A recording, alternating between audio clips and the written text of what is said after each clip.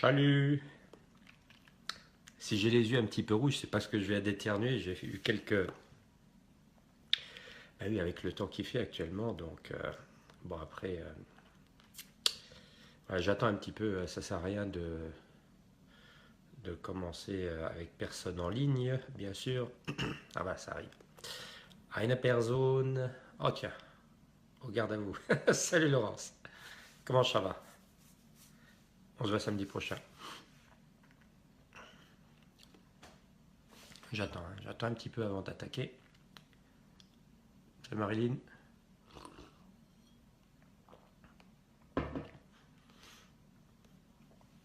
Easy, coucou.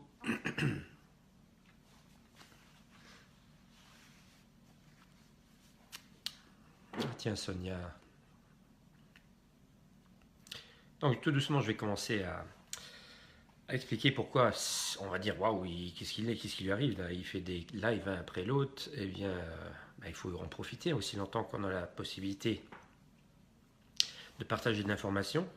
Et vous savez que mon côté, ma manière de partager n'est pas celle, on va dire, de certaines personnes qui sont dans la réaction, on va dire réaction révolutionnaire liée à l'émotionnel qui agit sans réfléchir forcément.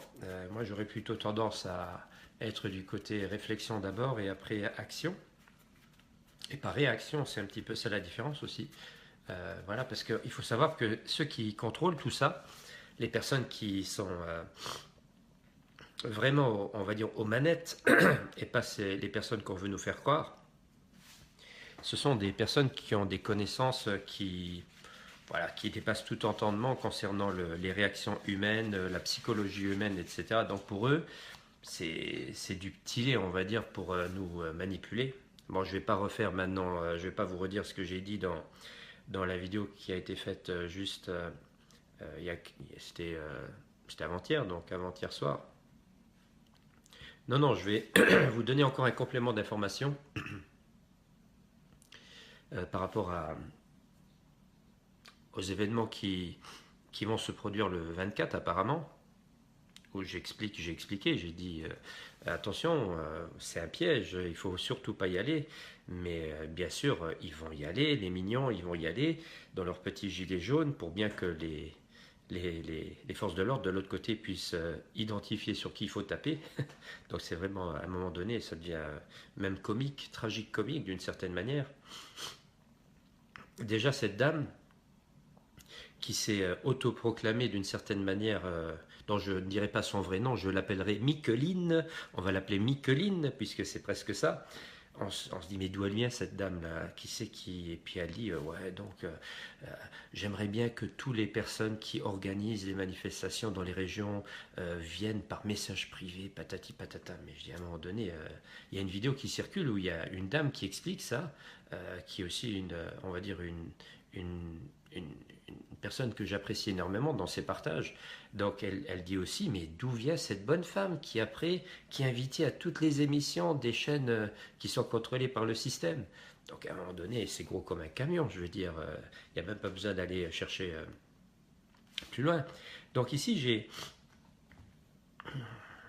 une petite image à vous montrer.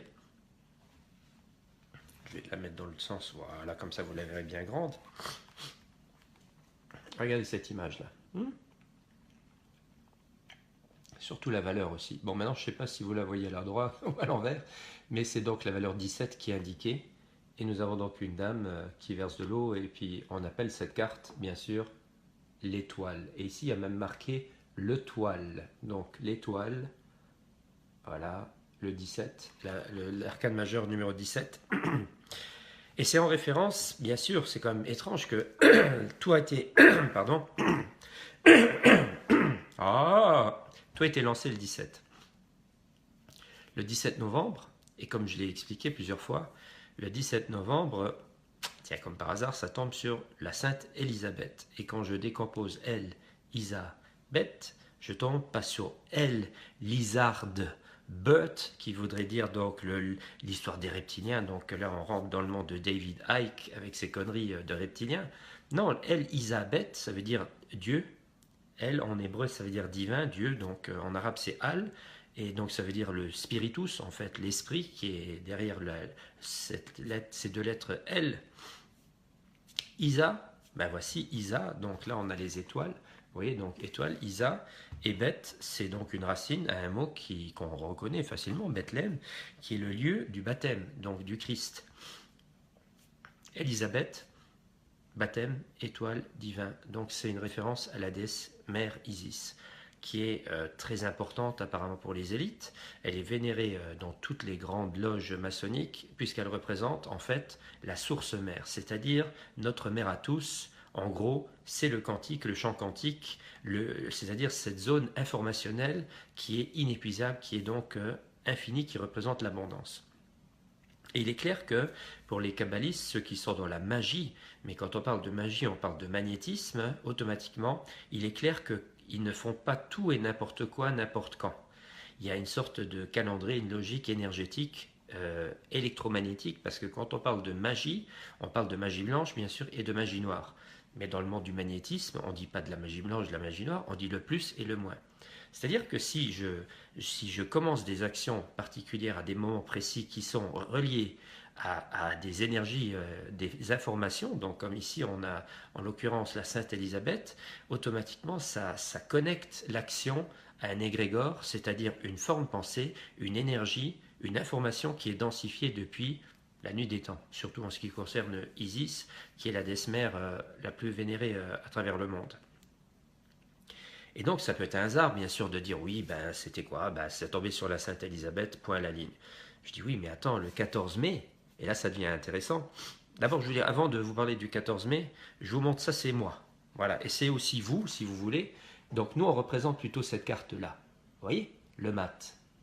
Vous voyez, avec son petit baluchon, qui représente l'énergie en mouvement. D'ailleurs, il y a même le chat qui est derrière. Normalement, il y a une belle version où on voit même son sexe masculin qui pend, et ça représente tout simplement aussi la punition que l'on a dès qu'on s'arrête d'évoluer, dès qu'on s'arrête de bouger, et que je te prends un coup de griffe sur les coucougnettes derrière.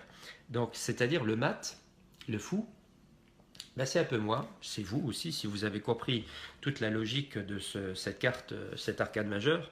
Voilà, en fait, pour dire ça, c'est nous, des personnes qui ne figeons pas les choses. Puisque vraiment, dans la version dans laquelle nous sommes, tout est figé. Et c'est ce que j'appelle la perversion. On revient à Isis, bien sûr, au 14 mai. Donc votre monarque, Micron Ier, il a été donc adoubé roi, entre guillemets, Jupiter, donc cette date du 14 mai, qui quand on regarde un petit peu, quand on fait quelques recherches, et rebelote, on retombe sur Isis. Encore un hasard, bien sûr. Donc on retombe encore une fois sur la déesse Isis, mais là on est dans la légende carrément de Isis et de son mari Osiris. Donc ici j'ai pris une photo, parce qu'il y a des personnes qui ne sont pas forcément dans les symboles. Voici le fameux dieu Osiris. Voilà. Il est donc dans ses bandelettes, hein, d'accord, il est entouré de bandelettes, c'est tellement, on voit pratiquement pas les lignes, voilà, là on les voit, donc comme une momie, avec la couleur verte, c'est la couleur de la sagesse, mais aussi c'est la couleur de la putréfaction, puisque un corps qui est en train de se décomposer devient vert jusqu'à ce qu'il devienne noir, donc, mais c'est un mort-vivant, donc Osiris représente le mort-vivant. Et donc ce 14 mai, ça représente la journée où Isis va recomposer le corps de son défunt mari. Et la légende, elle raconte qu'au moment où ce dieu est décomposé en 15 morceaux, voilà, donc Isis, avec les différents dieux de la mythologie égyptienne, vont chercher les pièces détachées de ce personnage, mais il y a une partie qui est tombée dans le Nil et qui a été bouffée par une perche du Nil, c'est-à-dire c'est son phallus. Voilà. Voici le phallus d'Osiris. Je vous le montre. Voici le phallus d'Osiris, n'est-ce pas? À quel endroit est-ce qu'on a demandé aux mignons de se réunir le 24 novembre? D'accord? À quel endroit? Qui c'est qui a décidé de faire cette grande réunion, donc ce regroupement, sur la place de la Concorde? Et si je dis bien le concorde, puisque le con, en art gothique, dans la langue des Templiers, le con représente le vagin féminin. Et c'est pas un mot, après c'est devenu un mot péjoratif entre guillemets, mais à la base le con, C-O-N, et on voit bien la lettre C avec le O à l'intérieur. Il y a des représentations de la déesse Isis avec des cornes et ce symbole solaire au milieu. Donc ce con, ce vagin féminin représente encore une fois la source mère. Et donc le phallus de son époux, donc l'obélisque, d'accord, voilà, ça c'est le côté masculin de la chose.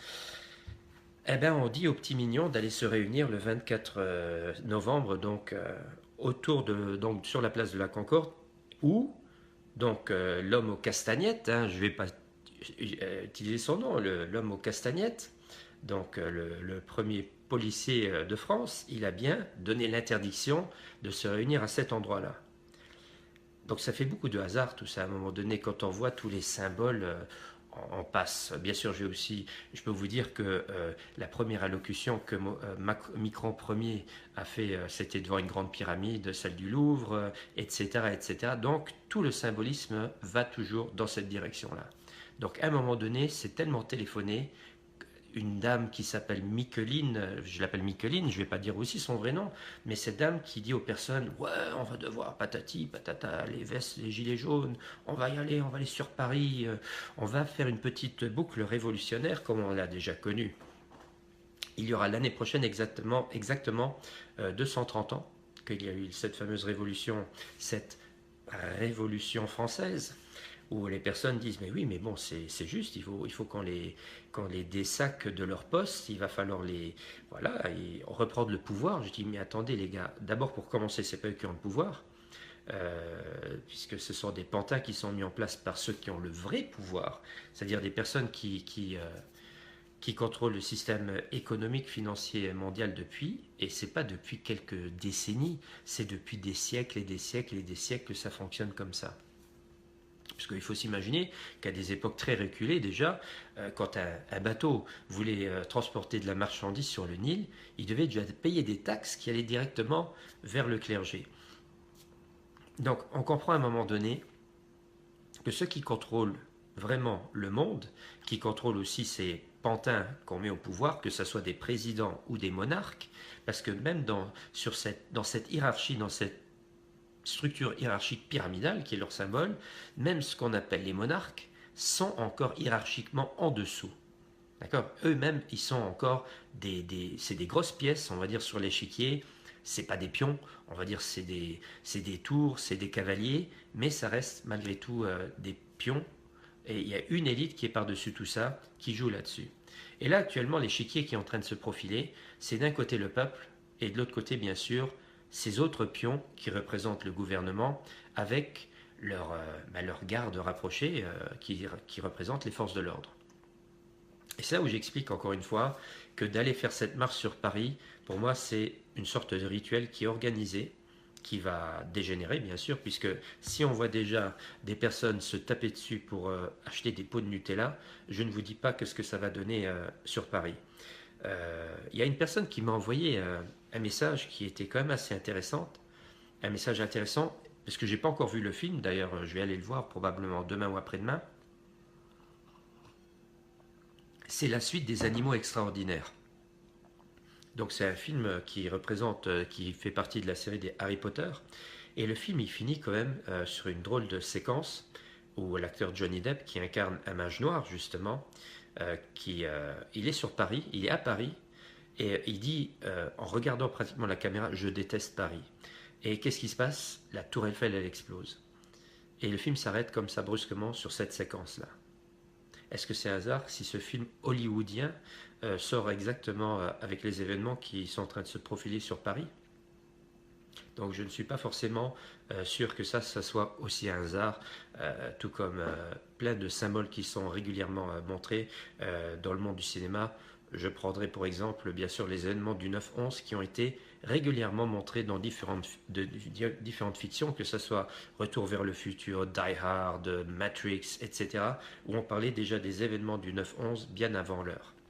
Donc, bon, après ce qui doit arriver va arriver. Bien sûr, ce n'est pas mon intervention vidéo qui va changer la marche sur Paris, Mais je vous préviens simplement qu'est-ce qui peut se produire. C'est-à-dire, ça va dégénérer complètement et aller parce que le but du jeu, c'est pas forcément d'un côté, on a une sorte de sacrifice rituel, puisqu'il y a plein de personnes qui vont probablement peut-être, hélas, perdre la vie. Il y a des personnes qui vont être blessées, qui vont être peut-être handicapées à vie, que ce soit du côté du peuple que du côté des forces de l'ordre, donc des deux côtés, puisque en fait, les deux sont des instruments de cette hiérarchie qui se trouve au-dessus de tout, qui sont en train de manger actuellement, qui sont en train de bouffer du caviar parce que c'est quand même assez intéressant d'observer aussi la similitude entre les événements d'il y a 230 années en arrière, où on voit les rois qui étaient dans leur palais en train de manger et de foutre, de claquer l'argent, et le peuple qui réclamait pour avoir du pain, tout simplement du pain. Et là, actuellement, la même situation, on a Micron Ier qui se trouve en Belgique, assis à la table d'un roi, le roi d'ailleurs de pas n'importe quel pays, de la Belgique, quand on sait que la Belgique représente le territoire de Bel, qui est le dieu Baal, qui est le dieu Moloch, Molech, donc Belzébuth en réalité. C'est pas pour rien que l'équipe de foot s'appelle les Diables Rouges. Nous sommes dans aussi un territoire qui a été créé en 1830. Il y avait encore une famille aristocratique qui n'avait pas reçu, on va dire, un territoire pour pouvoir contrôler. Mais il faut savoir que cette famille à la base vient aussi de cet empire que j'appelle l'empire germano-romain. Donc nous avons bien sûr affaire aux Allemands qui ne sont pas vraiment ce qu'on veut nous faire croire. Donc, puisque si on prend les Russes, les tsars russes, les Kaisers allemands, et aussi cette famille royale d'Angleterre viennent de cette même famille donc qui sont en fait des Hébreux tout simplement. C'est même pas caché en gros que le trône d'Angleterre, et sous le trône d'Angleterre il y a une pierre, un rocher qu'on appelle la pierre de Jacob. Que les princes de cette maison d'Angleterre, donc, ils doivent faire la circoncision. Mais je dis, mais attends, normalement c'est chez les Sémites qu'on pratique la circoncision d'office. Et là, on voit que tout le symbolisme hébraïque sémite, donc, se trouve dans cette monarchie germanique, anglo-germanique, soi-disant. Mais pour moi, il faut après faire encore une fois un travail de recherche pour comprendre c'est quoi leurs origines, d'où est-ce qu'ils viennent en réalité. Et là, je viens avec les Romains, bien sûr, qui étaient des pharaons blancs, d'une certaine manière. Donc des personnes qui avaient complètement usurpé toute la connaissance et le pouvoir des vrais pharaons kémites, donc des pharaons noirs. Donc il y a toute une logique à un moment donné qu'il faut comprendre, qui est très particulière. Donc les personnes qui voient peut-être cette vidéo, ils peuvent être étonnés combien je donne des informations qui sont au-delà de simplement ce côté révolutionnaire. Ouais, on va faire la révolution. Mais je dis, mais ça sert à rien une révolution. Ils ont anticipé tout ça, ils savent ce qu'ils veulent. C'est pour après derrière, puisque là je rejoins un petit peu, on va dire, David Icke, quand il explique que les élites ont toujours la même technique, c'est-à-dire eux ils créent les événements, ils contrôlent ça. Le peuple, bien sûr, comme au lieu d'être dans l'intellect, de tempérer tout ça et de faire une action intelligente, il y a d'abord la réaction donc émotionnelle qui prend l'avant. Et c'est vrai que les personnes, je les comprends, en même temps, ils sont tellement, on va dire, pressés comme des citrons, ils n'en peuvent plus. Donc il est tout à fait logique que la réaction de base, qui est une réaction, je m'excuse de le dire, mais une réaction animale. C'est-à-dire c'est l'instinct animal de survie qui a pris le dessus sur notre partie humaine, qui a aussi cet intellect qui permet de tempérer et de faire une action beaucoup plus intellectuelle, et qui n'est justement pas de tomber dans le piège qui nous tendent. Donc eux ils créent l'événement, les personnes y vont, de toute manière même les CRS ils sont sacrifiés, c'est-à-dire pour eux de toute manière tout est sacrifiable. Parce qu'eux, ils ne seront jamais tourmentés. Sachez que ceux qui contrôlent, et même si vous allez au palais de l'Élysée, vous dessaquez, il n'est même pas là. Donc, et si même vous allez virer tous ceux qui se trouvent au gouvernement, bon, on n'est plus à autant de Louis XVI, on ne va pas forcément les guillotiner, mais si vous réussissez à les dézinguer, donc à les retirer de ces sièges-là, vous n'avez pas touché le cœur, c'est-à-dire vous n'avez pas touché là où il faut toucher réellement. C'est-à-dire ceux qui contrôlent réellement, ce sont des personnes intouchables, puisque ce sont ceux qui contrôlent le monde des finances. Et c'est cela qu'il faut toucher. Et c'est là où j'explique, dans mon Éden, la proposition que je fais, c'est quelque chose qui ne peut pas se faire du jour au lendemain. Il est clair qu'on ne peut pas passer d'un monde capitaliste comme nous le concevons aujourd'hui à un monde complètement gratuit comme par magie. Il faut déjà que cette idée mûrisse dans les esprits des personnes pour comprendre tout l'intérêt de complètement changer les choses. Parce que quand je parle de cacahuètes, c'est un petit peu ça. C'est-à-dire que les personnes, ils sont en train de faire une révolution, mais écoutez pourquoi. Pour mon pouvoir d'achat, la Terre, elle est en train de complètement exploser par la surconsommation et les manifestants parlent de leur pouvoir d'achat. Vous vous rendez compte? C'est-à-dire qu'au lieu de dire on va utiliser cet intellect des personnes, des gens qui vont maintenant se déplacer. D'ailleurs, il ne faut pas se déplacer. Vous avez remarqué que j'ai publié aujourd'hui, j'ai posté quand même pas mal de petites phrases comme ça. Celle qui a le plus de succès, c'est celle où je dis, c'est quand même fou de s'imaginer qu'on pourrait faire chuter la bourse rien qu'en restant dans son lit au chaud et de ne pas consommer pendant 1, 2, 3 semaines. Et là, tout s'écroule. Parce que si nous, on perd tout, ceux qui ont beaucoup plus à perdre, ils perdent aussi tout. N'oubliez pas que tout s'effondre. Bon, après, il y a des personnes qui disent « Oui, mais ça va être le chaos. » Mais vers quoi on est en train de se diriger là? Cette marche vers Paris, c'est pas du chaos à votre avis? Ça va pas être du pillage, ça va pas être des blessés, ça va pas être des morts, ça va pas être un chaos. Bon, maintenant, il faudrait espérer que ce chaos dure une semaine. Mais ça peut durer des semaines, des mois, je ne sais pas quoi. Donc, à un moment donné, on se dirige de toute manière vers de la merde. Donc on a le choix, soit on se dirige vers un chaos qui, en fin de compte, est contrôlé par les élites pour justement, après, parce que pour calmer le peuple, ils vont lâcher, comme je dis, un paquet de cacahuètes, c'est-à-dire, ok, on va vous octroyer, je ne sais pas quoi, on va baisser l'essence à 1,50 € ou à 1,60 €, voilà, un truc comme ça, on va lâcher un petit morceau, voilà, on va vous donner un petit os à ranger, et c'est reparti. Comprenez? Donc, l'idée, pour moi, une vraie révolution, je l'ai expliqué plusieurs fois, c'est pas une révolution, c'est de l'évolution. C'est à un moment donné de comprendre que, au lieu de courir là où ils nous font courir, nous diriger, c'est de stopper tout et de dire, ben, on crée un nouveau monde. On ne va pas recréer un système capitaliste, parce que même ceux qui pourraient prendre éventuellement le pouvoir, en supposant que les manifestants réussissent à faire en sorte que le gouvernement démissionne. Voilà. Qu'est-ce qui se passe derrière? Des nouvelles élections avec des personnes qui derrière vont. Je ne dis pas que ce pas des personnes qui seront après peut-être plus dignes, qui auront une éthique un peu plus intéressante, mais ces personnes seront toujours dans la logique capitaliste malgré tout. Ils vont devoir, calculer avec les puissants, les vrais puissants qui sont autour de la France pour continuer donc dans le système capitaliste. Et même si parce qu'il y a une dame qui m'a insulté d'une certaine manière, qui m'a dit oui, mais il faut redonner le pouvoir au peuple et puis aussi de mettre au pouvoir. Déjà, dans mon Éden, il n'y a plus de personne qui a le pouvoir. Je vais après un petit peu, encore une fois, évoquer ce modèle de collectivité qui fonctionne complètement différemment. Donc déjà, le fait de dire on va mettre des personnes au pouvoir. Il n'y a pas à mettre une quantité de personnes au pouvoir. Tout le monde a le pouvoir. Mais donc de dire donc on prend un saladier, on met des noms à l'intérieur, et puis donc au hasard, c'est des personnes. Mais je dis, mais ça ne m'intéresse pas de mettre des personnes, n'importe qui, comme ça, à la tête pour décider à ma place. À un moment donné, il faut comprendre aussi qu'il n'y a pas toute personne qui a l'instruction nécessaire pour, par exemple, dans cet Éden, je parle d'un collectif de personnes qui sont dans une profonde éthique, qu'elles soient intellectuelles, spirituelles, etc.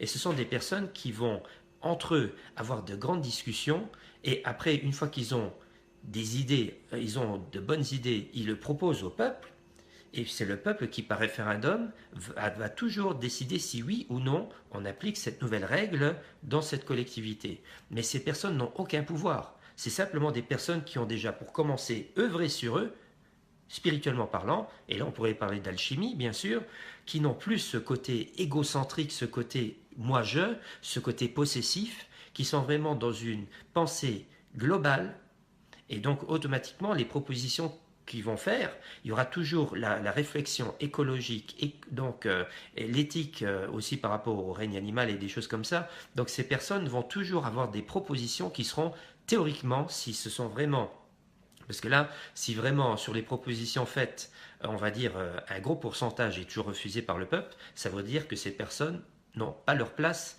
dans ce regroupement de penseurs, entre guillemets. Mais théoriquement, si vraiment leurs propositions sont d'intérêt collectif, normalement, la plupart du temps, le peuple autour dira oui, c'est bon, on veut cette nouvelle règle, entre guillemets, dans notre mode de fonctionnement. Et donc, c'est pour ça que ces révolutions qui sont orchestrées par les élites, je vous ai donné l'exemple au départ de cette vidéo où j'explique comment ça se fait qu'on a des dates qui coïncident avec les cultures païennes, c'est-à-dire ces dieux et ces déesses vénérés depuis la nuit des temps. Et surtout quand on sait aussi que le grand rassemblement devrait se faire sur la place de la Concorde, là où se trouve le phallus d'Osiris, ce personnage qui a été sacrifié. Puisque dans le culte, après dans le christianisme, on va toujours garder cette idée de sacrifice du sacré fils. C'est-à-dire qu'il faut sacrifier la nouvelle génération, pour qu'il aille travailler, pour qu'il soit utilisé pour nourrir le système babylonien. Puisqu'il y a un lien direct entre le culte d'Osiris et de son fils Horus et le christianisme derrière.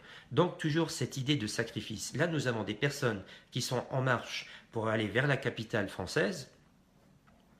Ils ont cette idée, on va se sacrifier s'il faut pour sauver notre monde, c'est-à-dire la France, entre guillemets, etc.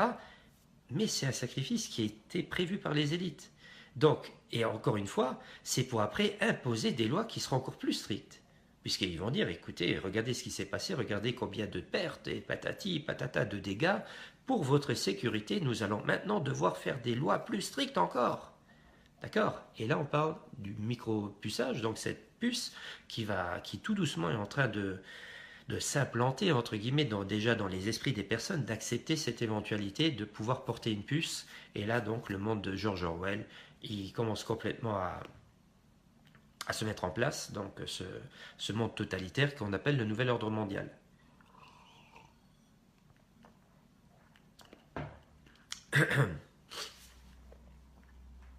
Si on prend maintenant l'exemple de la fameuse Révolution française de 1789, il y a des personnes qui vont dire, ben oui, mais après, les conditions de vie ont été quand même mieux, entre guillemets, qu'avant. Je dis, ah bon? Je sais pas, moi je sais simplement que quelques années plus tard, si je ne me trompe pas, en 1812, l'empereur Napoléon, donc un personnage qui à la base n'était même pas un monarque, mais il n'a rien de mieux à trouver que de se couronner empereur. Et c'est intéressant de voir aussi pourquoi il se couronne empereur et pas roi, parce qu'en fait, la version française d'un Kaiser et d'un tsar et d'un César, c'est un empereur, et pas comme je dis, un roi. Les rois sont quelque part hiérarchiquement en dessous de ce qu'on appelle un empereur. Et puis dans la guerre des étoiles, c'est pas pour rien qu'on va parler de l'empire avec l'empereur. Donc bref, mais je reviens à mes moutons avec le fameux donc la campagne russe de Napoléon. Donc ouais, révolution, on a coupé la tête des rois. Des autres connards qui se mettent sur le trône, qui gardent toujours ce système hiérarchique, avec les banquiers qui financent bien sûr tout ça. Et puis Napoléon, il va au casse-pipe avec la jeunesse française. Et si on fait le compte des personnes qu'il a tuées, mais pas de l'autre côté, dans les propres rangs français, c'est un truc de dingue. Je ne sais pas, mais déjà rien que cette campagne russe a coûté environ, je vais dire, allez, 250 000, voire même au-delà de 250 000 vies des hommes qui ont été tués à cette époque-là. Et je dis, waouh, on a bien travaillé là, les gars, la révolution, magnifique. Il s'est rien passé. Et après, je ne vous parle pas de ce qui va se passer des années plus tard, et puis le déclenchement de la Première Guerre mondiale, de la Deuxième Guerre mondiale, que ce sont des banquiers qui ont financé les Américains pour que ce Troisième Reich se crée, tout simplement, les nazis. Et puis après, si on regarde un petit peu, parce que les détails, franchement, est-ce que vous trouvez ça pas troublant, comme dirait Bigard, que l'ordre SS nazi a été créé le 4 avril, regardez, le 4 du 4 1925. En 1925 vont être créés les nazis, les SS donc, et le 4 du 4 1949 est créé l'OTAN.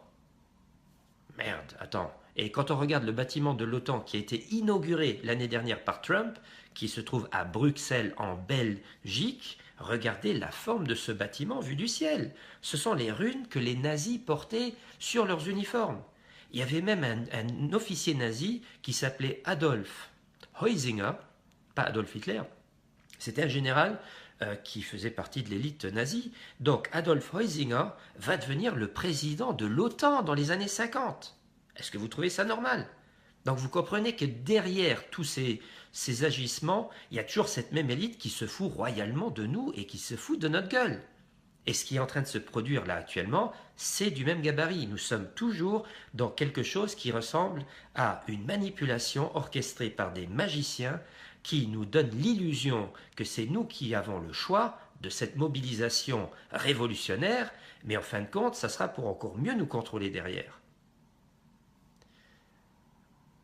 Je vous dis, pour comprendre tout ça, il faut vraiment... Bon, moi, ça fait 20 années que je suis là-dedans, d'accord? C'est-à-dire aussi bien dans la conspiration, dans la lecture historique, mais pas la lecture officielle, puisque c'est un amas de mensonges, mais pour essayer de comprendre ce qui se trame réellement depuis la nuit des temps, c'est-à-dire comment fonctionne ce fameux système babylonien.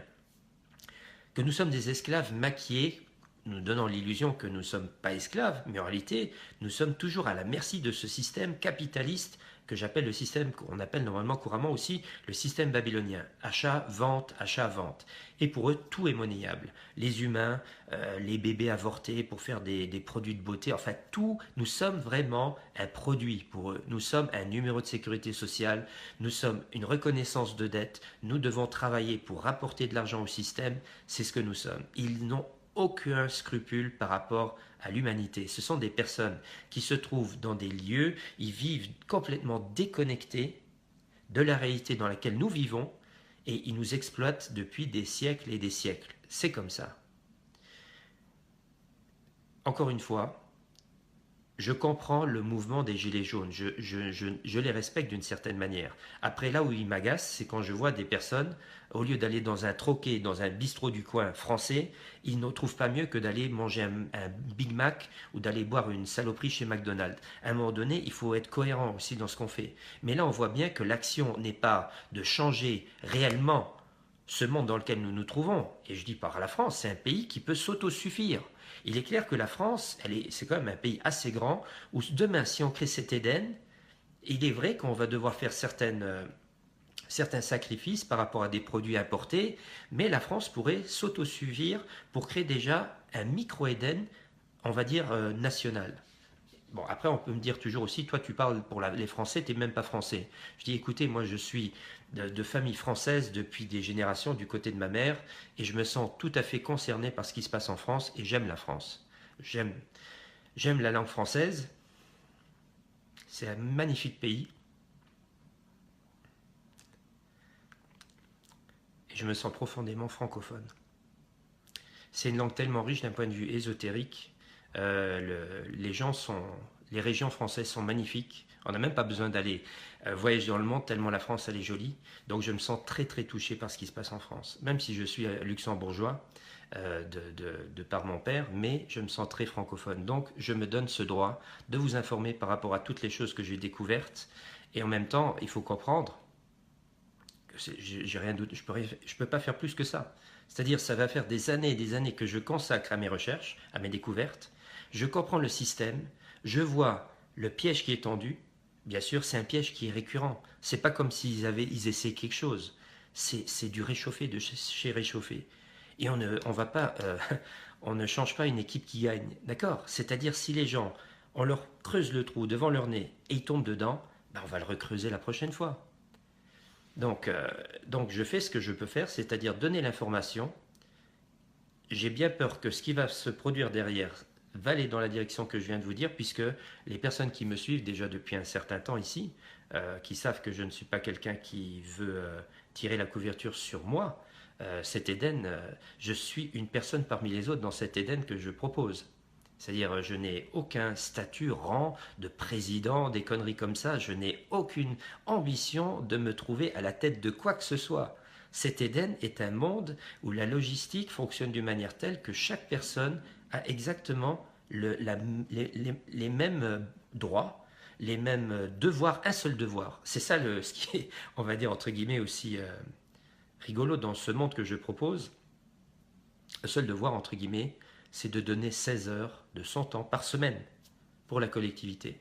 C'est-à-dire de faire un métier, et on ne parle plus de travail qui est ce fameux tripalium, cette torture donc vers laquelle on doit aller tous les semaines, là le lundi matin, ouah, je dois nouveau aller travailler, le tripalium, la torture. Donc non, dans cet Éden, on pousse les jeunes donc on les pousse à se découvrir eux-mêmes pour que au moment opportun, quand ils font un choix professionnel, qu'ils puissent faire vraiment un métier qu'ils portent dans leur cœur. Et c'est ça l'alchimie.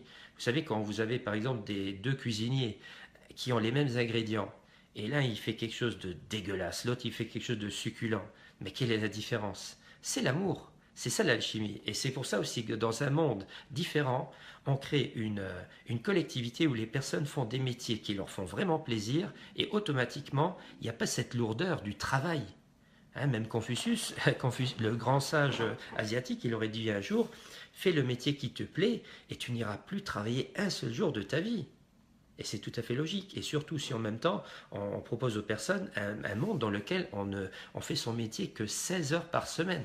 C'est-à-dire l'équivalent soit de 2 journées ou bien dispersé sur 4 jours. Ça dépend, les personnes après ils peuvent choisir. Mais imaginez la qualité de vie derrière tout ça. C'est-à-dire le temps que les parents ils peuvent consacrer pour leurs enfants, le système scolaire qui est complètement différent, tout est gratuit, puisque tout le monde donne gratuitement de son temps, gratuitement tout ce que la collectivité est capable de produire. Et c'est là où j'ai dit aussi, il doit exister aussi une transition pour passer de ce monde capitaliste vers cet Éden qui est un monde qui est complètement à l'opposé. Et c'est là aussi où, quand on commence à rentrer de nouveau dans le matriarcat, c'est-à-dire cette pensée qui est féminine, qui est collective, qui nourrit, qui est l'abondance, qui représente l'abondance, donc quand on a cette réflexion ésotérique, automatiquement, cette collectivité, pas cette société, parce que là on relie de nouveau ce mot à ce monde babylonien, donc cette collectivité est dans l'abondance. Il n'y a jamais une pénurie de quoi que ce soit. Bon, après, il faut toujours rester dans la logique par rapport à ce que le pays peut apporter comme nourriture et tout ça. La perversion dans laquelle nous sommes actuellement, c'est-à-dire, puisque aujourd'hui les élites, en plus la grande réunion du 24, c'est quand même le Saturn Day, le jour de Saturne, donc le samedi. Donc Saturne qui va devenir dans la version chrétienne Satan. Et là, c'est le chronos. C'est-à-dire que les élites, autant, ils sont tout le temps dans ces dieux païens, que ce soit Isis, son mari Osiris et tout ça. Il faut savoir que la place de la Concorde est représentée par ce phallus, donc cet obélisque qui se trouve au beau milieu de la place de la Concorde. Et c'est une représentation aussi pour marquer le temps. Puisque quand vous prenez un cadran solaire, pour marquer le temps avec un cadran solaire, il y a besoin d'un bâton, une tige, on appelle ça un gnomon, pour marquer les heures avec l'ombre donc. Et cet obélisque représente le temps, puisque eux ils sont aussi quelque part ceux qui contrôlent le temps. Pour eux le temps c'est de l'argent. Donc le calendrier qui est figé, où on nous pousse à travailler à telle heure, commencer, finir, etc., ils ont créé tout ça. C'est-à-dire c'est ça l'algorithme donc, qui contrôle depuis maintenant un certain temps.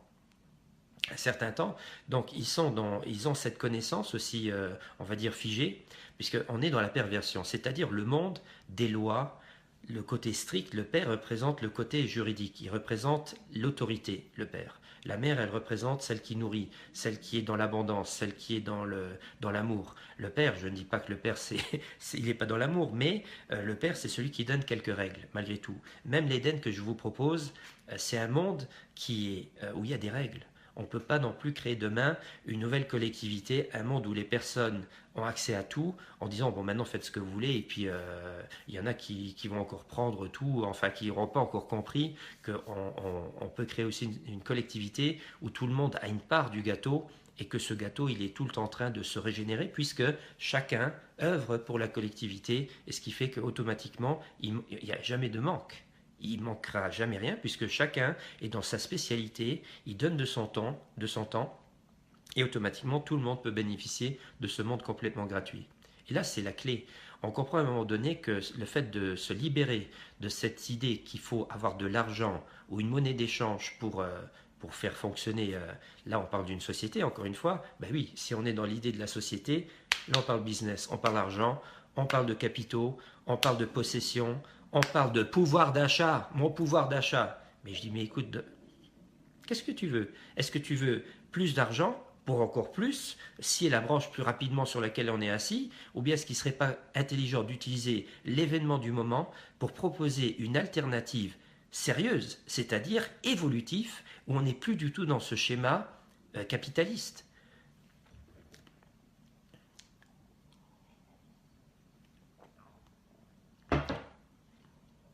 Beaucoup de personnes me disent que l'Éden que je propose, c'est du communisme. C'est pas tout à fait faux. Il y a l'idée, il y a de l'idée là-dedans derrière par rapport au communisme, mais c'est non plus pas du communisme pour la simple raison déjà, comme je vous ai expliqué, il n'y a pas de comité central qui décide pour les autres. Puisque quand on reprend le communisme, il y avait quand même des personnes qui décidaient pour le peuple et qui décidaient, voilà, qui disaient vous avez le droit à tant, patati, pour faire quelque chose de soi-disant équilibré. Mais eux, ceux qui étaient là-haut, eux, ils vivaient dans des palais. Quand vous allez sur la place rouge, là où il y a les bâtiments que déjà les communistes utilisaient, donc ceux qui étaient au comité central, ils vivaient dans des palais et le peuple vivait comme des, voilà, au minimum.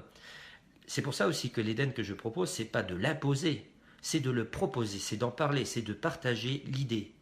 Pour que, parce que ça, il ne va pas se faire du jour au lendemain non plus. Et puis en même temps, il n'y a pas urgence, d'accord? Enfin, s'il y a une urgence parce que ça va chauffer peut-être le 24 et qui va encore peut-être créer un monde encore plus totalitaire que nous sommes déjà. Mais en même temps, on n'a non plus pas construit Rome en quelques jours. Donc c'est une pensée qui doit être partagée. Que les personnes prennent conscience de toute l'utilité de rentrer dans un autre schéma, dans un autre modèle qui est complètement évolutionnaire, qui n'a plus rien à faire avec ce schéma capitaliste qui permet à une petite élite de contrôler toute la pyramide.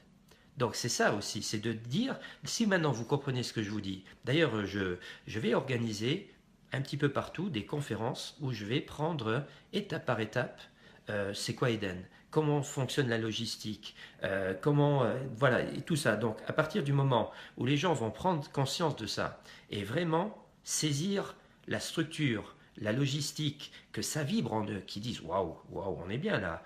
Le monde des médical, c'est plus un monde où les gens sont soignés, mais on rentre puisque les gens tombent beaucoup moins malades. Si vous, si vous faites un métier qui vous plaît, il y a des gens qui provoquent la maladie inconsciemment parce qu'ils font un travail qui ne leur plaît même pas. Donc automatiquement, et que je me fous en maladie, et que je crée des maladies, des pathologies parce que je suis tellement surmené.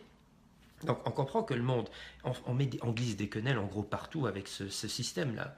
C'est-à-dire que le monde médical ne devient plus un monde médical pour soigner les gens, mais c'est la prévention de nouveau qui prend le dessus. C'est-à-dire on fait tout pour que les personnes puissent agréablement faire le métier qu'ils aiment. Après, il y a des personnes qui pourraient me dire ouais mais c'est le monde des bisounours ce que tu es en train de dire là. On est quand même les gens avec leur comportement, on n'en est pas encore là. Ben, je dis c'est pour ça qu'il faut en parler quand les personnes viennent avec leur colère, avec une colère qui est tout à fait naturelle, mais en même temps de les prendre, d'avoir les bonnes explications pour qu'ils saisissent, parce qu'on peut expliquer cet Éden d'une manière très logique sans maintenant avoir besoin d'un bac plus 10 pour comprendre comment il fonctionne. Donc, parce qu'en même temps, les personnes qui parfois sont dans les mouvements, entre guillemets, colériques et tout ça, ce sont des personnes justement qui ne maîtrisent pas leurs émotions. Et c'est là-dessus que les élites jouent toujours, sur l'émotionnel. Ils font tout, même à travers les spectacles, cette guerre simulée qu'on appelle un match de football. C'est pour attiser l'émotion des gens, c'est-à-dire pour rester toujours dans cette idée de dualité dans laquelle on doit rester, qu'on a d'un côté les bleus, de l'autre côté les rouges. Donc ça, c'est la manière que les élites ont de nous inceptionner toujours cette dualité en nous qui est là, qui peut être là, mais à un moment donné, quand je commence à œuvrer sur moi, je m'élève et je prends de la hauteur et j'observe, ah merde, ces deux entités en fait, c'est en moi, le bien et le mal, ce qu'on appelle le bien et le mal, et je peux aussi, ou bien le féminin et le masculin, et je peux aussi trouver un équilibre entre les deux. Puisque même dans cet Éden, il y a la partie féminine qui représente ce collectif de sages qui se regroupent, ça c'est leur métier, pour avoir des pensées, eux ils canalisent des idées, la nourriture c'est de la nourriture intellectuelle, donc c'est de l'information qui vont propager entre eux pour trouver des choses, donc des idées qui permettra donc d'améliorer encore mieux la vie des concitoyens, des personnes qui sont autour. Et après le fait de le mettre en pratique, là on rentre dans la partie masculine, puisque c'est une pensée, quelque chose d'invisible qui devient une réalité dans la 3D, dans notre façon de fonctionner. Et je vous dis donc, ça ne peut pas se faire du jour au lendemain, j'en suis conscient. Et c'est aussi ça la différence entre le communisme et Éden, c'est que le communisme a été forcé. On a forcé les personnes de rentrer dans un système qui n'était même pas égalitaire non plus. Donc, et après, il faut savoir aussi qui était derrière la création du communisme. Donc, à partir du moment où on sait que Lénine, il avait des lingots d'or, et ils viennent d'où ces lingots d'or On ne trouve pas des lingots d'or dans les rues, autant que je sache. Donc, on comprend que l'élite financière qui est tout en haut, à un moment donné, quand on voit le capitalisme qui prend de plus en plus d'ampleur, mais le capitalisme aussi, le problème du capitalisme, c'est que déjà, d'un côté, on veut exploiter les ouvriers, mais en même temps, il faut leur donner du pouvoir d'achat pour qu'ils puissent acheter ce qu'eux-mêmes produisent. Donc c'est là où on comprend le socialisme qui va se créer à un moment donné, où on donne cette illusion de plus de salaire, des congés payés et tout ça, mais les gens vont consommer justement. Donc consommer, la consommation, toujours cette idée, derrière, je ne peux pas. Là, on est encore dans des zones européennes, mais à partir du moment où le capitalisme commence à s'étendre à travers le monde, là, on va après dire, ben, on va pouvoir exploiter d'autres peuples qui vont travailler pour des cacahuètes, justement, et on va pouvoir vendre cette marchandise à d'autres qui gagnent plus. Donc, je vous dis, le monde, comme il fonctionne, c'est tellement évident, tellement logique à un moment donné. Et comme j'étais en train de vous dire, le communisme a été aussi créé par les élites pour justement créer une sorte de force contraire au capitalisme. Parce que même si les Russes nourrissaient pas autant, d'une certaine manière, les banquiers, mais en même temps, ils nourrissaient quand même, il y avait cette montée d'armement. Vous savez, ce qu'on appelle donc cette guerre froide entre les Russes d'un côté et les Américains, et tous les pays qui étaient tournés vers le communisme et les pays qui étaient tournés vers le capitalisme, où il y avait quand même, encore une fois, d'un côté les rouges et de l'autre côté les bleus, les Américains, pour toujours avoir cette pompe qui crée de l'argent, malgré tout. Donc cette montée d'armement où tout le monde avait peur que ça éclate et tout ça. Et puis comme par hasard, donc dans les années fin 80, début 90, pouf, le communisme disparaît comme s'il n'avait jamais existé, donc sans grande révolution. Et où on en est aujourd'hui avec la Russie, ben, c'est un pays capitaliste comme les autres, mais il y a d'autres pays qui sont toujours exploités autour, que ce soit l'Asie, voilà, la Chine, des choses comme ça, des pays du tiers-monde, des gens qui sont toujours encore, on trouve toujours quelque part des personnes exploitables qui vont travailler pour une bouchée de pain, et on est bien conscient de ça aussi. C'est-à-dire, on va acheter des produits, et qui est derrière ça? Un enfant. Moi, vous savez, quand j'ai quelqu'un qui me dit « Ouais, regarde l'affaire que je viens de faire, je me suis acheté un jean à 12-13 € avec l'ourlet. » Je dis, mais écoute, tu n'as même pas besoin de te poser la question qui c'est qui a fait ton jean. C'est même pas une jeune femme en Tunisie ou je ne sais où, dans quel pays là, qui a fait le jean. Là, c'est carrément un enfant qui l'a fait pour 10 €. Et lui, il a reçu 3 cacahuètes, justement. Et c'est là, à un moment donné, où nous sommes tous responsables, on est bien conscient de cela. Et quand j'entends les personnes parler de leur pouvoir d'achat, je dis, bah oui, allez-y, on va vous lâcher quelques cacahuètes et on va continuer de scier la branche sur laquelle on est assis. C'est-à-dire en l'espace de je ne sais pas combien de temps, tout va s'écrouler de toute manière. Oui, mais si on fait ce que tu dis, là, donc de rester à la maison pendant 2-3 semaines, on va tout perdre. Mais je dis, c'est le but du jeu, hein, c'est de tout perdre. Si on veut gagner quelque chose derrière, il faut être prêt à tout perdre. Parce que si nous perdons tout, eux, ils perdent aussi tout. Si vous perdez vos biens, entre guillemets, qui vous sont votre propriété, entre guillemets, voilà, le côté égo, c'est à moi, c'est à moi. Si vous perdez, eux, ils perdent encore plus. Dites-vous bien que eux, ils se cassent la gueule avec nous. Le système s'écroule complètement. Et après, c'est ou bien Mad Max, l'anarchie totale, et puis voilà, tout le monde se débrouille, ou bien ceux qui ont compris c'est quoi cet Éden, ont créé un nouveau modèle qui est complètement différent. C'est-à-dire que dès que, entre guillemets, ce crack planétaire, parce que si maintenant, ou bien européen d'une certaine manière, puisque moi je parle du printemps européen, c'est-à-dire si maintenant on provoque vraiment un crack absolu, ben on a le choix, ou bien on réinstaure une nouvelle économie et on est nouveau dans un système capitaliste, où on se dit, bon on reste où on est. On vit dans nos maisons, chacun est à son endroit. Bon, après, c'est vrai que ceux qui étaient propriétaires, ils vont faire une sale gueule, mais c'est simplement pour dire, parce qu'après, il y a des règles qui vont se mettre en place, où chaque famille a le droit à un certain espace de vie, où ceux qui avaient, on va dire, 1000 mètres carrés de propriété, enfin, je veux dire, de mètres carrés d'habitation, ben, eux, ils ont le droit seulement à leur quota, à leur part. Et donc, ils donnent automatiquement de l'espace à des familles pour s'installer, pour que tout le monde puisse vivre gratuitement. je vous dis, je sais que ce que je vous explique là, ça pourrait ressembler à de l'utopie. Puisqu'il y a des personnes qui ne veulent pas lâcher leur possessivité, ce qu'ils ont à eux, ce qui est à eux, c'est-à-dire ce capital, les choses et tout ça. Mais c'est la seule solution. C'est la seule solution. C'est où on continue à nourrir ce système-là, ou bien on change complètement. Mais ça veut dire aussi, à un moment donné, de travailler sur soi, de œuvrer, pardon, pas travailler, faisons ça en douceur, donc de œuvrer sur soi, de sortir de cet ego qui a peur de manquer, et avec ce côté possessif, c'est à moi. Mais je dis, mais ferme tes yeux, ferme les yeux, observe ce qu'il y a à toi. Il n'y a rien. Quand tu vas quitter ce monde, qu'est-ce qui sera à toi? Ce qu'il y avait dans ton cœur, c'est la seule chose que tu emportes avec toi.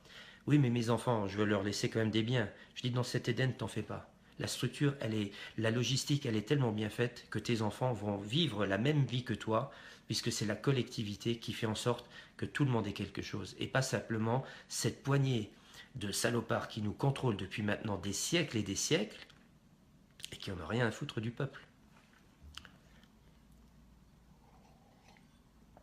Vous savez, c'est peut-être pas pour rien qu'un luxembourgeois comme moi, et je viens du Luxembourg. Dans le Luxembourg, on peut l'entendre de deux façons différentes. Soit nous avons le luxe, puisque c'est un pays très riche, et bourg. Un bourg, c'est une petite ville, on sait bien, mais en fait, eine Burg, en allemand, c'est un château.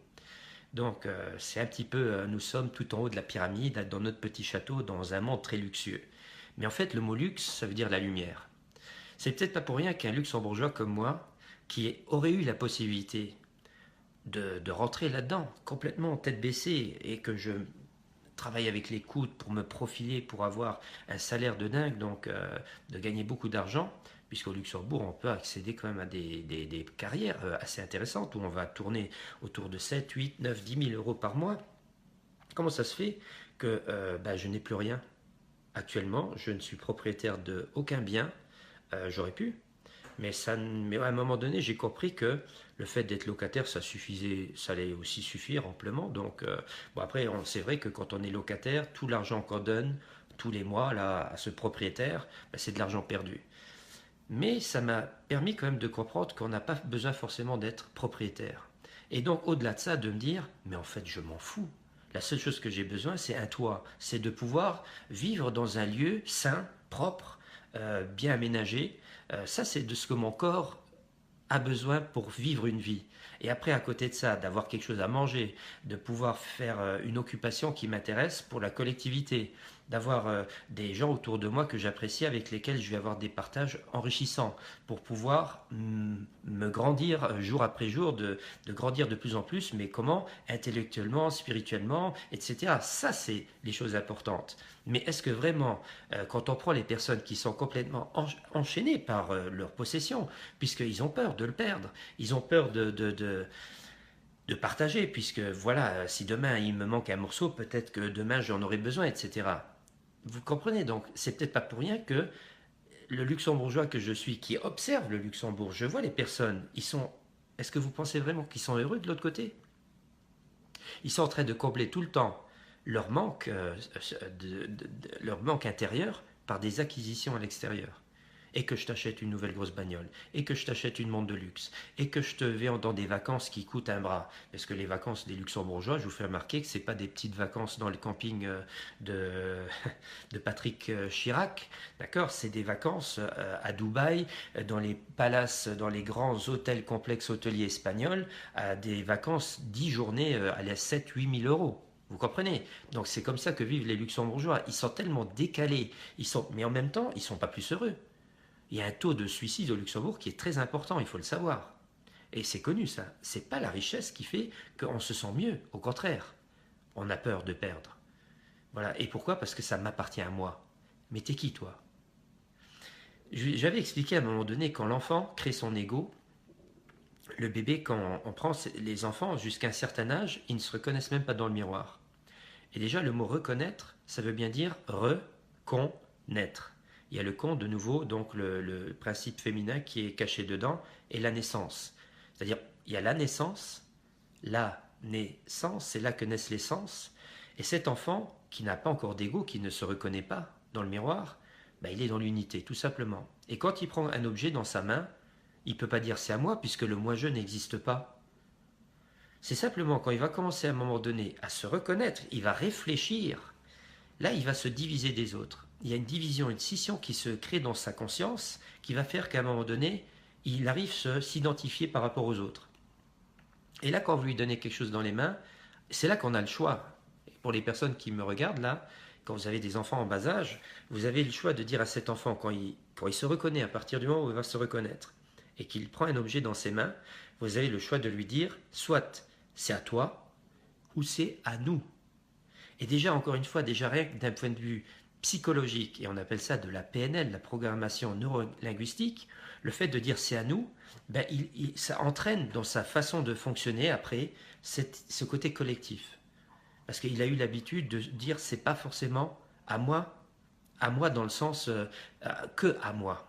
Donc le nous, ça veut dire je peux disposer de cet objet, mais il appartient au collectif. Et le mot nous, ça veut bien dire aussi nouer, créer des nœuds, donc des liens.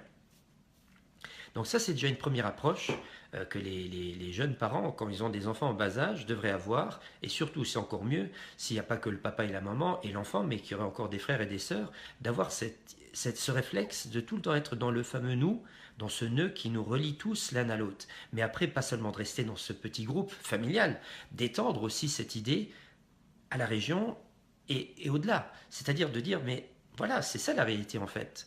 C'est ça qu'on nous enlève, bien sûr, puisque un des adages principaux de l'élite qui nous contrôle, c'est quoi? Il faut diviser pour régner. Diviser, division, division, division. Donc, c'est un truc de dingue quand on regarde combien on est divisé. On parle de nations, ouais, les Français, ouais, les Belges, ouais, les Allemands, etc. Les casques à pointe et tout ça pour les Allemands. Mais ce sont des citoyens, des personnes qui sont autant manipulées. Et cette frontière qui représente soi-disant leur nation, c'est la même chose que l'esclave. Chez les Romains, cet esclave qui n'avait pas le droit de quitter les murs de la ville. C'est exactement le même principe. L'enclave dans laquelle nous sommes, puisque si vous voulez sortir hors de votre pays, entre guillemets, de mon pays, ben, vous n'avez pas le droit de le quitter sans carte d'identité. Mais de quel droit est-ce que ces autorités-là me collent une identité? Si je veux rester un électron libre, si je veux rester ce mat, hein, donc d'accord, cette fameuse carte dont je vous ai montré l'image au début, enfin, si on veut rester ça, un électron libre, un personnage qui se déplace continuellement, qui est dans le mouvement et qui ne fait pas partie de rien, il ne fait pas partie d'un groupe, il ne fait pas partie, il ne s'identifie pas. Au contraire, il a conscience de faire partie, qu'il fait partie du grand tout et que automatiquement, qui va donner une part de son temps, puisque c'est ça aussi pour que tout fonctionne, parce que si tout le monde doit commencer de nouveau à devenir son propre agriculteur, donc avec sa maison et puis faire du jardin et tout ça, là d'un point de vue logistique, on va s'emmerder. Ça, je peux vous le garantir. En plus, il y a des personnes qui n'ont peut-être pas les compétences ou bien les capacités physiques pour pouvoir, justement. Mais il y a peut-être un autre point fort qui va pouvoir servir pour la collectivité. C'est pour ça que je reviens au fait de dire que dans ce monde Éden, donc qui veut dire émergence d'une ère nouvelle, automatiquement, tout le monde va apporter ce pourquoi il est fait. Comme dans la nature, je veux dire, quand on observe le règne animal, le monde végétal, tout a sa place, tout a son utilité. Donc automatiquement, si on donne aux jeunes la possibilité de se découvrir, de voir quel est leur point fort, le domaine dans lequel ils vont exceller, pour pouvoir apporter justement ce temps précieux à la collectivité, automatiquement, on a des personnes qui ont une haute compétence dans ce qu'ils font, et il n'y a pas des personnes qui en ont marre déjà à partir de 35 ans, 40 ans, qui ont choisi un métier, ou bien qui font un travail, qui n'ont seulement fait pour le fric, d'une certaine manière, qui en ont plein le cul de faire ce boulot-là, etc. Et là, on voit que tout s'écroule, puisque les gens ne sont pas passionnés par ce qu'ils font. Et vous aurez remarqué quelle est ma passion, pour ceux qui me connaissent. Donc chacun est là pour quelque chose. Il n'y a personne qui est inutile à une collectivité. Quand chaque métier est respecté pour sa valeur, qu'est-ce qu'elle représente dans cette collectivité, tout le monde a son utilité. Après, avec Colombe, on a même discuté, oui, mais les tâches, on va dire un petit peu plus, entre guillemets, qui sont perçues comme étant un peu plus dégradantes. Voilà. Déjà, pour commencer, elles sont absolument pas dégradantes parce que pour moi, nettoyer, faire des nettoyages ou bien un entretien d'une ville, voire même d'autres tâches, c'est absolument pas dégradant. Mais pour régler ça, je vous avais expliqué que le système scolaire est complètement différent. C'est-à-dire de 0 à 7, les enfants restent avec leurs parents. Ça n'empêche pas que les enfants peuvent aller sur des aires de jeu, rencontrer d'autres enfants pour justement rentrer dans cet esprit collectif, mais les enfants ne vont pas encore à l'école. C'est seulement à partir de 7 ans, de 7 jusqu'à 14, où les enfants vont rentrer dans une école que j'appelle l'école primaire. Donc c'est là où on apprend à compter, à faire de l'arithmétique, donc les langues, parce que la richesse pour pouvoir communiquer autour de soi, etc. Donc la beauté de la langue française, comme je disais, entre autres. Et bien sûr, pas en forçant les enfants à un programme scolaire figé, mais comme certaines écoles aujourd'hui proposent, c'est-à-dire de laisser les enfants choisir à quel moment ils veulent apprendre telle ou telle chose. Donc c'est là où on comprend que sur ces 7 années, on leur donne tant de choses à apprendre, comprendre, et c'est eux qui choisissent à quel moment. Donc on aurait des classes un petit peu mélangées avec différents âges, puisque les enfants vont faire le choix d'apprendre par exemple le français, et comme c'est pas forcé, comme ça ne sera pas forcé, donc si je suis intéressé, là où j'aurais dû attendre 2, 3 années, 4 années pour apprendre, là ça va beaucoup plus vite, puisqu'il y a encore une fois l'intérêt qui est derrière cette approche. Voilà, donc ça c'est l'école primaire. Les enfants rentrent à la maison le soir, comme on connaît un petit peu, c'est une école un peu particulière. Après, à partir de 14 ans jusqu'à 24 ans, il n'y a plus d'école. C'est fini. Plus de collège, de lycée, pardon. En France, vous parlez de lycée. Donc c'est fini. Donc de 14 jusqu'à 24 ans, les jeunes ils font ce qu'ils veulent en gros. C'est-à-dire ils apprennent à se découvrir eux-mêmes. Ils vont participer à des stages, ils font des choses aussi variées que diverses, etc. Parce que le but du jeu, c'est qu'ils puissent expérimenter un maximum de choses pour que quand on va leur demander, bon, quel métier tu veux faire maintenant à 25 ans, qu'ils puissent faire un choix judicieux. Et c'est là que j'ai compris que ce seront eux aussi qui seront les personnes qui feront des tâches, entre guillemets, qui représentent ce qu'on nous on appelle aujourd'hui les tâches un petit peu différentes. Voilà. J'ai pas envie de dire des tâches sales ou quoi que ce soit, mais de faire en sorte que le monde dans lequel nous sommes soit respecté. Parce que le but du jeu, c'est aussi qu'ils se responsabilisent par rapport au monde quand ils seront plus âgés. Donc c'est eux qui feront ça, mais pas 16 heures par semaine. On va dire ils feront ça peut-être 8 heures par semaine. Donc de donner une part de leur temps pour faire donc ces occupations-là, entre guillemets. Et à côté de ça, tout leur temps libre sera pour se découvrir, faire des choses à droite à gauche. Et là, à partir de 25 ans, on leur demande, bon, quel est le métier que tu veux faire? Et c'est là qu'ils rentrent de nouveau dans une école pour apprendre le métier. Et là, ils vont commencer peut-être à faire ce métier-là vers l'âge de 30 ans. Ça dépend de la durée de la formation. Et là, on peut s'imaginer que ces personnes ont fait un choix judicieux. Ils ont été responsabilisés. Ils ont des bagages de base. Ils se sont responsabilisés par rapport à la collectivité.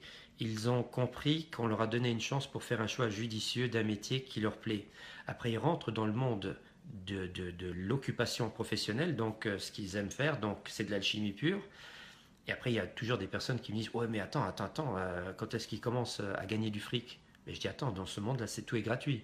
C'est-à-dire que je repositionne la majorité à 21 ans, et je sais pourquoi je dis ça, c'est parce qu'on est passé de 21 à 18. Mais c'est quand même étrange, c'est troublant de s'imaginer que le 18, c'est une série de 3-6, 6 plus 6 plus 6 égale 18, alors que 21, c'est une série de 3-7.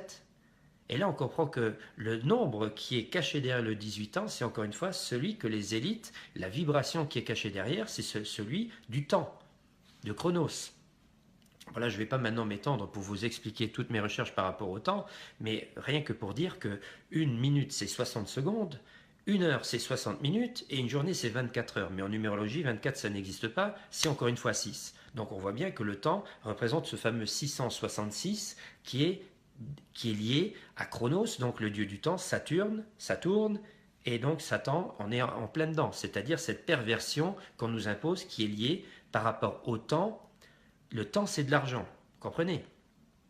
Donc ça va beaucoup trop dans l'ésotérisme, hein. Encore une fois, je reviens à mon monde Éden, où les jeunes, à partir de 21 ans, ils peuvent choisir de quitter le cocon familial, donc cette structure qui est là, et puis d'avoir leur propre espace de vie, de devenir autonomes. Ils seront peut-être encore dans la période où ils sont en train de se découvrir, mais ils ont le droit à avoir leur espace. Donc on comprend à un moment donné que d'un point de vue logistique, tout le monde a tout, mais après ça demande aussi à lâcher prise sur la possession, le possessif. Et là, si on me pose la question, à moi personnellement, après j'ai œuvré sur moi depuis des années pour comprendre ça, si on me pose la question, qu'est-ce que tu préfères? Posséder des choses, de rester dans le système capitaliste, de posséder des biens matériels, maisons, propriétés, voitures de luxe, je ne sais quoi et tout ça, mais en même temps tu es possédé parce que tu as des dettes, des choses, tu es tout le temps en train de te casser la tête avec tout ça, et tu vis dans un luxe exagéré, surtout quand tu vois autour de toi. Parce que c'est ça, à un moment donné. Il y a des personnes qui se disent, écoute, moi j'en ai rien à foutre, moi je veux vivre ça, et les autres, je m'en tape, mais royalement. D'accord? Mais moi, je ne peux pas vivre comme ça. Moi, je préfère donc choisir entre le luxe opulent et de vivre dans une structure où je vis bien. Parce que l'Éden, c'est pas un monde où on retourne dans des grottes ou dans des cabanes, dans des fonds du jardin, des trucs comme ça. On est dans un monde, comment dire, harmonieux. On essaye de, on crée une collectivité où les agglomérations, les lieux où on vit, bien sûr on rentre dans des villages complètement écologiques, avec des espaces de vie qui sont sains, où on a les énergies libres, où on vit de permaculture, où il y a toute cette structure-là qui fonctionne autour de nous, où chacun fait son métier qu'il préfère faire, donc d'une certaine manière ce qui est fait pour lui. Donc si on me demande ça ou ça, ben, je préfère la version Eden. Donc pour moi, il n'y a pas photo. Après, encore une fois, les personnes qui n'ont pas cette réflexion, qui restent dans ce schéma, on ne peut pas vivre autrement que dans un système capitaliste. Oui, mais c'est parce que ce sont des personnes qui n'ont pas travaillé, œuvré sur leur personnalité pour sortir de cet ego possessif qui veut plus que son prochain.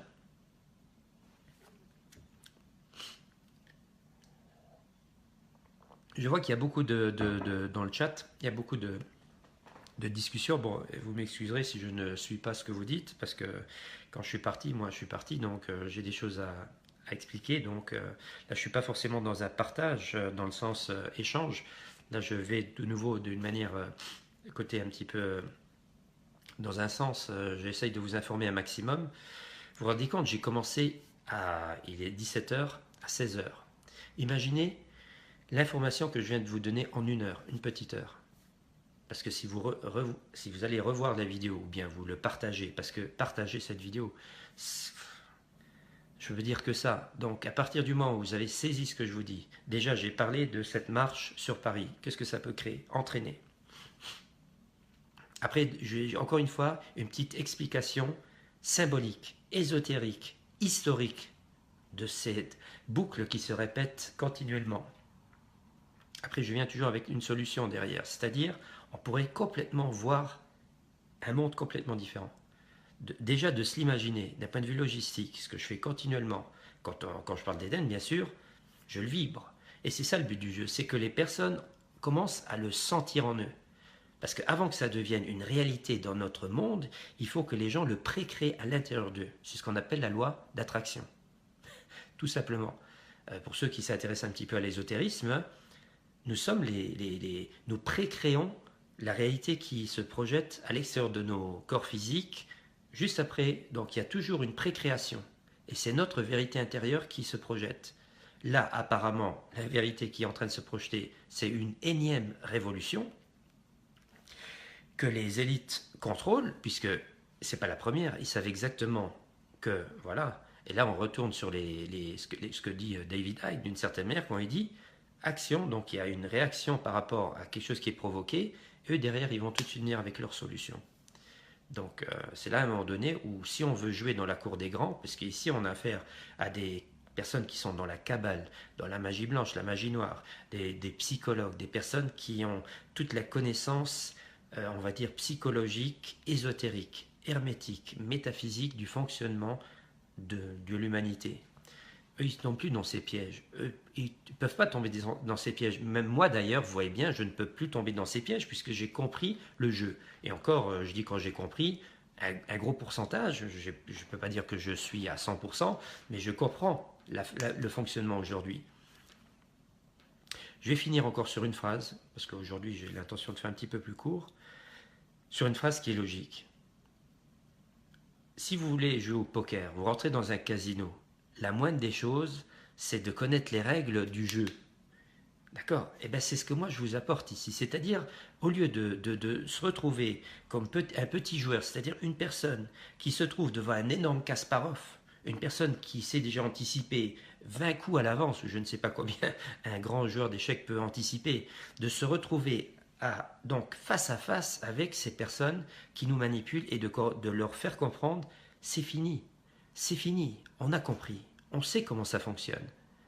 Et c'est là à un moment donné où, au lieu de rejeter des personnes comme moi qui essayent d'apporter ces informations, que les personnes s'apportent cette connaissance-là, pour justement pouvoir faire, au lieu de faire ce mouvement, c'est-à-dire de résister, d'être dans une résistance par rapport à une force opposée, de comprendre qu'il faut exactement faire le contraire.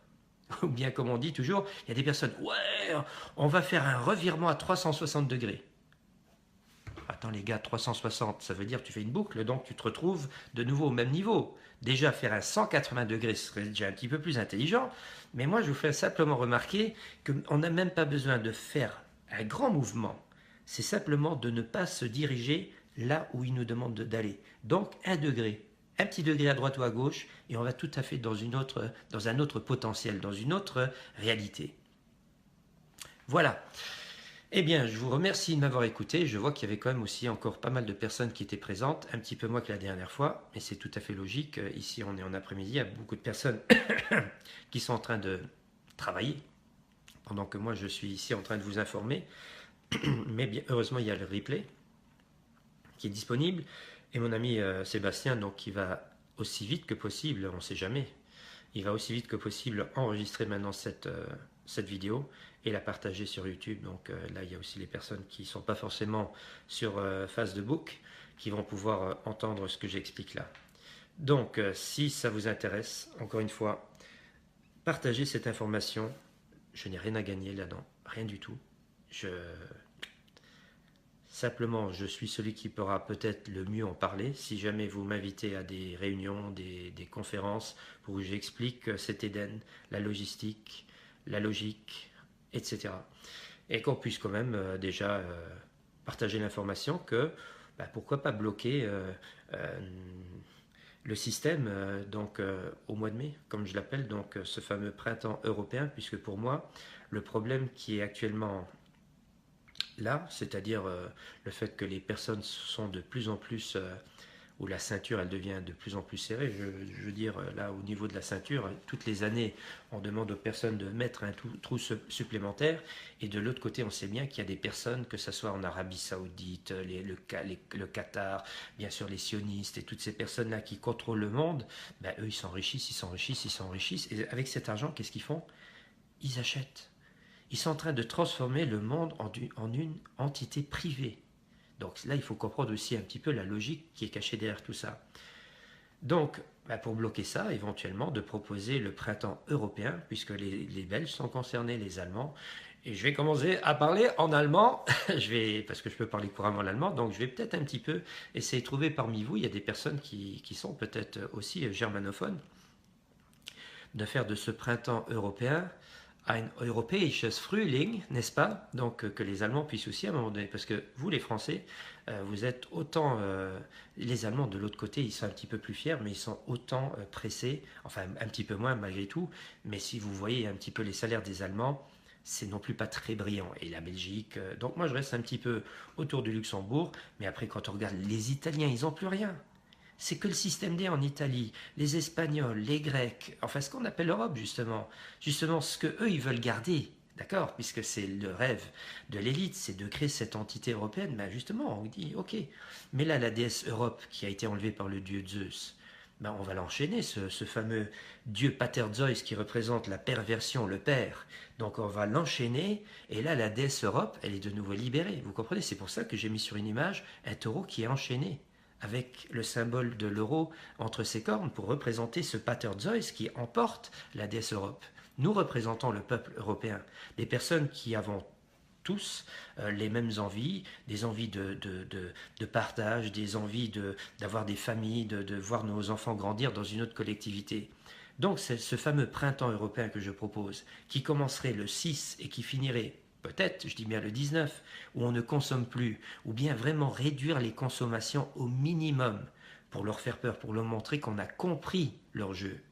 Parce que justement, pour avancer vers une nouvelle possibilité, il faut tout stopper, quitte à tout perdre. Si on perd tout, ils vont tout perdre. Et après, au lieu de tomber dans un chaos qui va se produire là dans les jours qui vont venir, ben, de faire de ce chaos quelque chose, de créer un nouvel ordre. Encore une fois, on va utiliser leur terme. Ordo ab chaos, c'est quand même une devise maçonnique où eux, ils veulent créer un nouvel ordre à travers un chaos. Mais pourquoi est-ce que c'est pas nous, le peuple, qui allons créer le chaos quand nous on le veut, et au lieu de rentrer dans le piège de ce monde orwellien qui est un système de contrôle totalitaire, de créer un Éden, tout simplement, d'utiliser toute l'énergie que eux ils mettent en œuvre et de la retourner contre eux au lieu de résister contre. Ça c'est aussi quelque chose d'intelligent de dire ils font tout pour créer le chaos, pour nous proposer bien sûr derrière un monde totalitaire, puisque le nouvel ordre mondial c'est du puçage, c'est de l'argent virtuel, etc. Ben, d'utiliser cette énergie qu'ils emploient pour créer ce chaos, mais au lieu après de se diriger vers ça, de dire non, non, maintenant débrouillez-vous, on ne va plus recréer, on ne rentre pas là-dedans. Parce que même les forces de l'ordre, je vous dis, ils peuvent pas, ils vont pas sonner, ils vont pas faire du porte-à-porte et vous casser la gueule parce que vous n'êtes pas allé chez Auchan faire vos achats ou bien vous n'avez pas fait votre plein pendant 1 ou 2 semaines. Vous comprenez la logique? Voilà, j'arrête là. Je vous remercie de m'avoir écouté. J'espère que vous saisissez ce que j'explique. Je ne le fais pas pour moi. Enfin, si, aussi quelque part pour moi, pour mon fils, pour surtout là. Voilà, c'est là que ça se passe. C'est là. Nous sommes à moitié morts. Hein, les cinquantenaires, si on peut vivre, si tout va bien, un petit siècle, moi je suis déjà à moitié mort. Mais en ce qui concerne les générations derrière, ils vont se dire, qu'est-ce qu'ils nous ont laissé nos parents? Est-ce qu'ils nous ont laissé une nouvelle possibilité pour créer un monde différent de ce qu'on a connu maintenant, ce qu'on connaît depuis maintenant des siècles et des siècles, ou bien est-ce qu'on va leur laisser quelque chose d'encore pire que ce que nous on connaît actuellement? Donc on a le choix, et c'est aujourd'hui que ça se joue. On n'a pas encore des décennies et des décennies le temps. Le temps s'accélère, le monde informatique s'accélère, puisque c'est un outil qu'ils utilisent contre nous, donc il faut agir le plus vite. Voilà, je vous remercie de m'avoir écouté et je vous dis à très bientôt. Ciao, ciao.